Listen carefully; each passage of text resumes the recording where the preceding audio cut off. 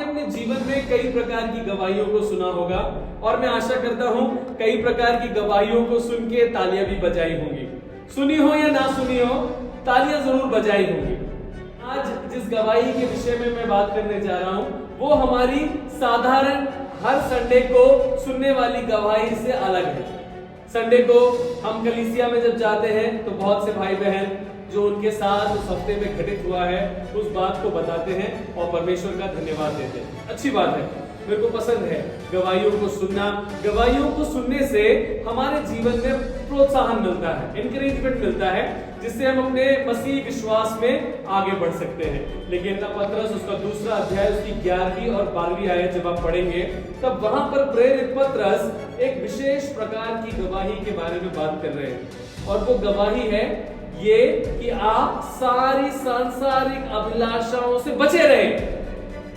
पतरस इस बात को कहते हैं कि आप सारी सांसारिक अभिलाषाओं से बचे रहे, गार्ड योरसेल्फ। ये एक बहुत बड़ी गवाही है जो कि आप हर संडे चर्च में तो नहीं बोल सकते, लेकिन एक दिन खुदा बाप के सामने जरूर बोलनी पड़ेगी। और डेफिनेट है ये बात कि न्याय के दिन में अगर हम खड़े होंगे प्रभु के सामने और अपने इस जीवन में अगर हमने सांसारिक अभिलाषाओं से अपने आप को बचाकर नहीं रखा है तो उस दिन हमें ज्यादा सवालों के जवाब देने पड़ेंगे।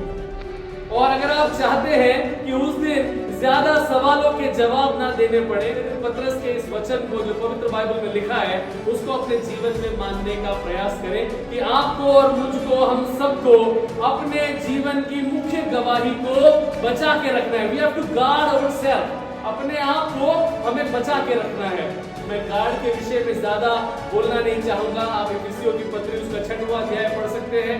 वहां पर परमेश्वर के वचन में हमारे शरीर के सारे अंगों के लिए परमेश्वर ने हमें कवच दिया है, ढाल दी है, टोपी दी है, कमर पर कसने के लिए पटुका दिया है, पैर में सुसमाचार के जूते दिए हैं, झिलम दी है, ताकि हम इन सारी सांसारिक अभिलाषाओं से अपने आप को बचा के रखें, अपने आप को गार्ड करके रखें, अपने आप को सुरक्षित रखें और परमेश्वर की गवाही को उस न्याय के दिन में हम बखान कर सके, उस न्याय के दिन में हम बोल सके। यही है जिसके विषय में मैं आपसे बात करना चाहता हूं।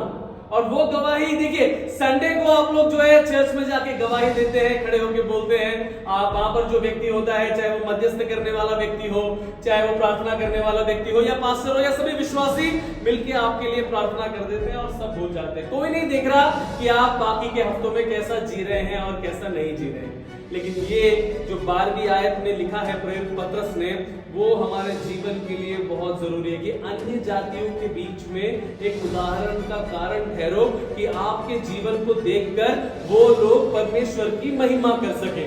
हालेलुया, परमेश्वर की महिमा कर सके। आप समझ रहे हैं, आपके रोजमर्रा की जिंदगी, आपकी डेली लिविंग में आपको एक ऐसा उदाहरण का जीवन जीना है कि बाकी लोग आपको देखें तो बोले, ओ क्या टेस्टमनी है इसकी, क्या गवाही है इसकी।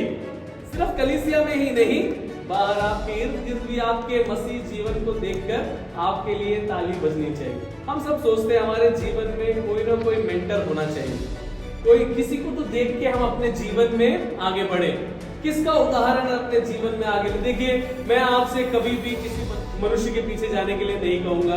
मैं आपसे कभी भी ये नहीं कहूंगा कि आप उसको अपनी इंस्पिरेशन मान लें। आपको मानना है तो मानिए, लेकिन मैं आपको ये सलाह दूंगा कि इस उदाहरण के लिए सबसे अच्छा जीवन जो है ना, वो प्रभु यीशु मसीह का है। प्रभु यीशु मसीह की जीवन की गवाही कुछ इस प्रकार थी कि हमारे स्वर्गीय पिता स्वर्ग के झरोखे खोलकर कहते हैं कि ये मेरा प्रिय पुत्र है और मैं इससे अति प्रसन्न हूं। हालेलुया। हमारे जीवन की गवाही कुछ इस प्रकार से होनी चाहिए। संडे की गवाही अच्छी है, आपके काम की गवाही अच्छी है, आपके जीवन की गवाही भी अच्छी होनी चाहिए। सिर्फ कलीसिया में ही नहीं, लेकिन आपके जीवन की गवाही आपके चाल चलन के द्वारा, आपके जीवन की गवाही आपके जीवन के उदाहरण के द्वारा, आपकी बातचीत के द्वारा, आपके वर्ताव के द्वारा, आपके विचारों के द्वारा लोगों के बीच में प्रकट होकर परमेश्वर की महिमा को दिखाने